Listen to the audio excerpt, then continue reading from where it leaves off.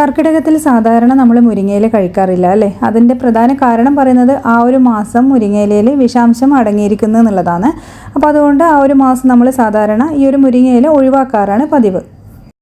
എന്നാൽ ഇതുപോലെ ചെയ്തു വെച്ച് കഴിഞ്ഞാൽ നിങ്ങൾക്ക് മാസങ്ങളോ വർഷങ്ങളോ ഒക്കെ മുരിങ്ങയില സൂക്ഷിച്ച് വെക്കാനും പറ്റും. അപ്പോൾ ഇതെങ്ങനെയാണ് ചെയ്തെടുക്കുന്നത് നമുക്ക് നോക്കാം. അപ്പോൾ ഇത് നമ്മൾ ആദ്യമേ ചെയ്തു വെക്കുന്നത് കർക്കിടകത്തിന് മുന്നെയാണ് മുരിങ്ങയില നമ്മൾ പറിച്ചിട്ട് ചെയ്തെടുക്കേണ്ടത്. അപ്പോൾ ആ ഒരു കർക്കിടക മാസത്തിലുള്ള ആ ഒരു മാസം ചെയ്യരുത്. അപ്പോൾ അതിന് മുന്നേ ഇലകളൊക്കെ പറിച്ചിട്ട് ഇതുപോലെ ഒന്ന് ചെയ്തെടുത്താൽ മതി. അപ്പോൾ ഒരുപാട് അളവിലൊക്കെ മുരിങ്ങയില കിട്ടുന്ന സമയങ്ങളിൽ നമുക്ക് ഇതുപോലെ ചെയ്തെടുത്തു കഴിഞ്ഞാൽ ഒരുപാട് മാസങ്ങളും അതുപോലെ വർഷങ്ങളും ഒക്കെ നമുക്ക് മുരിങ്ങയില സൂക്ഷിച്ച് വെക്കാനും പറ്റും.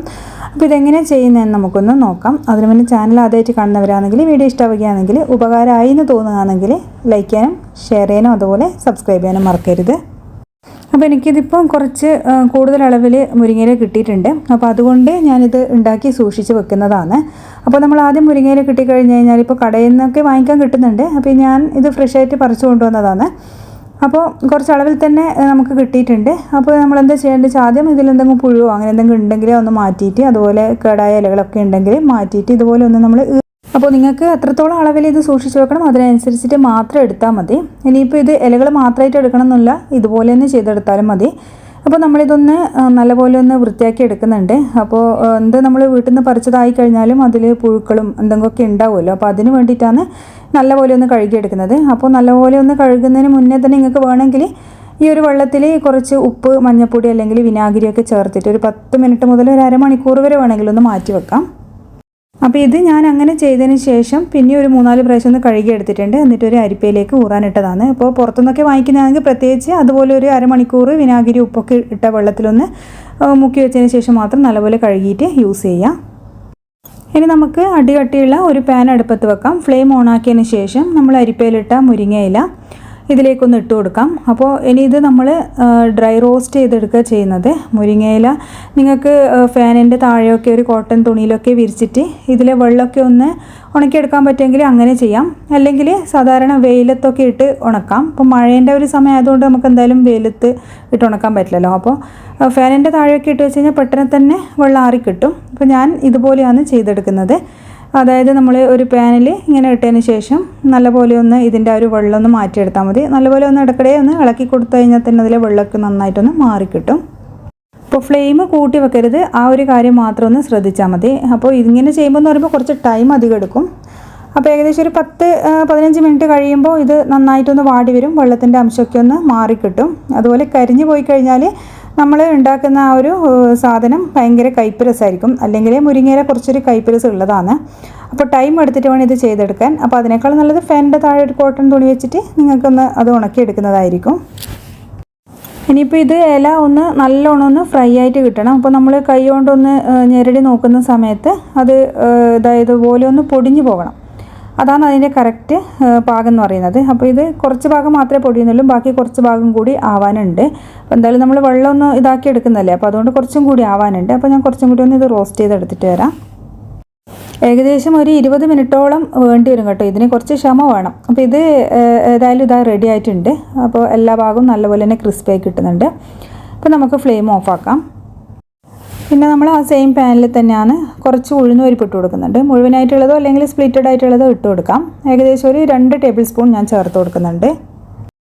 അപ്പോൾ അതും ചെറിയ ഫ്ലെയിമിലിട്ടിട്ട് വേണം ഒന്ന് റോസ്റ്റ് ചെയ്തെടുക്കാൻ വേണ്ടിയിട്ട്. ഇനിയിപ്പോൾ ഉഴുന്ന് പരിപ്പ് കഴുകിയിട്ട് ഇതുപോലെ വറുത്തെടുക്കണമെന്നുണ്ടെങ്കിൽ അങ്ങനെ ചെയ്യാം. ഞാൻ കഴുകാണ്ടാണ് കേട്ടോ ചെയ്യുന്നത്. അപ്പോൾ അതും ആ ഒരു ഉഴുന്ന് പരിപ്പും ഒരു ലോ ടു മീഡിയം ഫ്ലെയിമിലിട്ട് വേണം നമ്മൾ ഫ്രൈ ആക്കി എടുക്കാൻ. അതുപോലെ ആ പരിപ്പിൻ്റെ ഒരു കളറൊക്കെ ഒന്ന് മാറി വരുന്ന സമയത്ത് പാനിൽ നിന്ന് മാറ്റി കൊടുക്കാം.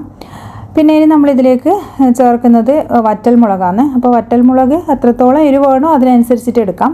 അപ്പോൾ കുറച്ച് അളവിലാണ് നമ്മൾ മുരിങ്ങയില ഉള്ളെങ്കിൽ ഇത്ര മാത്രം എടുത്താൽ മതിയാകും. അപ്പോൾ നിങ്ങൾക്ക് ഇത് ഒരു നല്ല ടേസ്റ്റ് കിട്ടാൻ വേണ്ടിയിട്ടാണ് ഈ വറ്റൽമുളകും അതുപോലെ തന്നെ നമ്മളിങ്ങനെ ഫ്രൈ ചെയ്തെടുക്കുന്നത്. അതുപോലെ നമ്മൾ ഉണ്ടാക്കുന്ന ആ ഒരു സാധനം പിന്നെ അധികം അങ്ങനെ മോശമായി പോകാണ്ടിരിക്കാനും കൂടിയാണ് ഇതെല്ലാം വറുത്തെടുക്കുന്നത്. അപ്പോൾ മുളകും ഒന്ന് ഫ്രൈ ആയിട്ട് നമുക്ക് മാറ്റി കൊടുക്കാം. കരിഞ്ഞു പോകാണ്ടൊന്ന് പ്രത്യേകിച്ച് ശ്രദ്ധിക്കുക. അതിനുശേഷം നമ്മൾ പാനിലേക്ക് ഒരു 2 ടേബിൾ സ്പൂൺ വെളിച്ചെണ്ണ ചേർത്ത് കൊടുക്കുന്നുണ്ട്. പിന്നെ അതിലേക്ക് ഒരു 2 ടേബിൾ സ്പൂണോളം തന്നെ എള്ള് ചേർക്കുന്നുണ്ട്. അപ്പോൾ വെളുത്ത എള്ളാണ് ചേർത്ത് കൊടുക്കുന്നത്. ഇനിയിപ്പോൾ വെളുത്ത എള്ളില്ലെങ്കിൽ കറുത്തതായാലും ചേർത്താൽ മതി. എള്ളൊക്കെ നമ്മുടെ ശരീരത്തിന് വളരെ നല്ലതാണ്. അപ്പോൾ അതും ചെറിയ ഫ്ലെയിമിലിട്ടിട്ട് ഒന്ന് റോസ്റ്റ് ചെയ്തെടുക്കാം. പിന്നെ അതിലേക്ക് എള്ളിൻ്റെ കൂടെ തന്നെ നമ്മൾ ഒരു 2 ടേബിൾ സ്പൂൺ തേങ്ങ ചിരവിയതും അതുപോലെ കുറച്ച് കറിവേപ്പിലയും ചേർക്കുന്നുണ്ട്. കറിവേപ്പില കുറച്ചധികം ചേർത്ത് കഴിഞ്ഞാൽ നല്ല ടേസ്റ്റാണ്. അപ്പോൾ ആ ഒരു തേങ്ങേൻ്റെ കളറൊന്ന് മാറി വരുന്നവരെ നമ്മൾ, അതായത് ഒരു പച്ചമണമൊക്കെ ഒന്ന് മാറി വരുന്നവരെ മാത്രം ഒന്ന് റോസ്റ്റ് ചെയ്തെടുത്താൽ മതിയാകും. അപ്പോൾ തേങ്ങേൻ്റെ കളറൊക്കെ ഒന്ന് മാറി വരുന്നുണ്ട്. തേങ്ങയും കരിഞ്ഞു പോകാണ്ടൊന്ന് പ്രത്യേകിച്ച് ശ്രദ്ധിക്കുക. ചെറിയ ഫ്ലെയിമിലിട്ടിട്ട് തന്നെ വേണം നമ്മളിത് ഫ്രൈ ചെയ്തെടുക്കാൻ വേണ്ടിയിട്ട്. അതുപോലെ തന്നെ ഈ ഒരു തേങ്ങേൻ്റെ ഉള്ളിലുള്ള ഒരു വെള്ളപ്പറ്റുണ്ടാവുമല്ലോ, അത് മാത്രം പോയി കിട്ടിയാൽ മതി. അപ്പോൾ ഈ ഒരു കളറ് മാറി വരുന്ന സമയത്ത് നമുക്ക് ഫ്ലെയിം ഓഫ് ആക്കാം. അപ്പോൾ ഇത്രയേ വേണ്ടൂ, ഇത്ര ഇൻഗ്രീഡിയൻസ് മാത്രമേ വേണ്ടൂ. ഇനിയിപ്പോൾ നമ്മൾ ചെയ്തെടുക്കുന്നതെന്ന് പറഞ്ഞു കഴിഞ്ഞാൽ മുരിങ്ങയില വെച്ചിട്ടുള്ളൊരു ചമ്മന്തിപ്പൊടിയാണ്. അപ്പോൾ നമുക്ക് ഇത് മുന്നേ നമ്മൾ കർക്കിടക മാസമൊക്കെ തുടങ്ങുന്നതിന് മുന്നേ ചെയ്ത് വെച്ച് കഴിഞ്ഞാൽ നമുക്ക് ആ ഒരു കർക്കിടക മാസത്തിലും മുരിങ്ങയില കഴിക്കാം.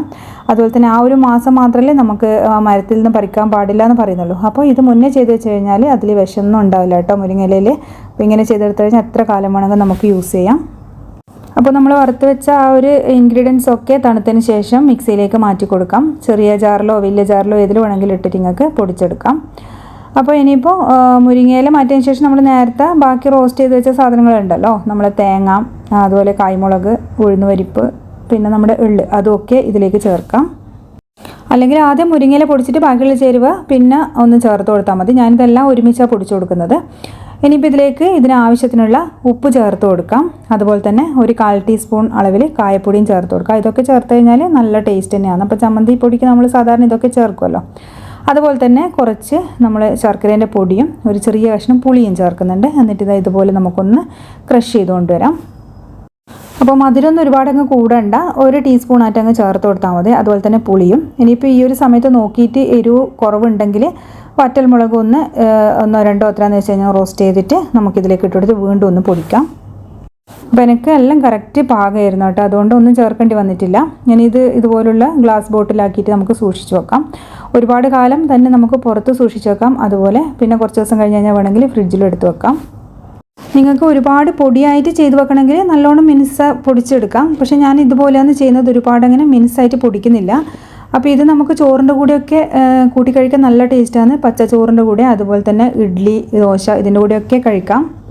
അപ്പോൾ പച്ച ചോറിൻ്റെ കൂടെയൊക്കെ നല്ല ചൂട് ചോറിൻ്റെ കൂടെ ഇതൊക്കെ കൂട്ടി കഴിക്കാൻ നല്ല ടേസ്റ്റാണ്. പിന്നെ വേറെ കറീൻ്റെ ഒന്നും ആവശ്യം നമുക്കില്ല. മുരിങ്ങയില തന്നെ നമുക്ക് ഹെൽത്തിന് വളരെ നല്ലതെന്ന് എല്ലാവർക്കും അറിയാമല്ലോ. അപ്പോൾ ഇത് എല്ലാ കാലവും നമുക്ക് കഴിക്കാൻ പറ്റും. പ്രത്യേകിച്ച് കർക്കിടകത്തെ പോലും ഇതുപോലെ ചെയ്ത് കഴിഞ്ഞാൽ കഴിക്കാൻ പറ്റും. പിന്നെ അതുപോലെ വേറൊരു മെത്തേഡ് എന്ന് പറയുന്നത്, നിങ്ങൾക്ക് വേണമെങ്കിൽ മുരിങ്ങയില മാത്രമായിട്ട് ഉണക്കിയിട്ട് പൊടിച്ച് വെക്കാം. അപ്പോൾ അങ്ങനെ നമുക്ക് എത്ര കാലം വേണമെങ്കിലും ഇതുപോലെ ബോട്ടിലിട്ട് വെച്ചാൽ യൂസ് ചെയ്യാൻ പറ്റും. നമ്മൾ കറിയൊക്കെ വെക്കുമ്പോൾ കറിയിൽ, സാമ്പാറിൽ, പച്ചക്കറികളിൽ എല്ലാം നമുക്ക് ഇട്ടിട്ട് ഉപയോഗിക്കാനും പറ്റും. അപ്പോൾ എല്ലാ ദിവസവും 1 ടേബിൾ സ്പൂണോളം നമുക്ക് ഭക്ഷണത്തിൽ ഉൾപ്പെടുത്തി കഴിഞ്ഞാൽ അത്രയും നല്ലത് തന്നെയാണ്. അപ്പോൾ വീഡിയോ ഇഷ്ടമാവുകയാണെങ്കിൽ തയ്യാറാക്കി നോക്കാൻ മറക്കല്ലേ. ഇനി അടുത്ത വീഡിയോയിൽ നമുക്ക് വേറൊരു റെസിപ്പി ആയിട്ട് കാണാം. താങ്ക്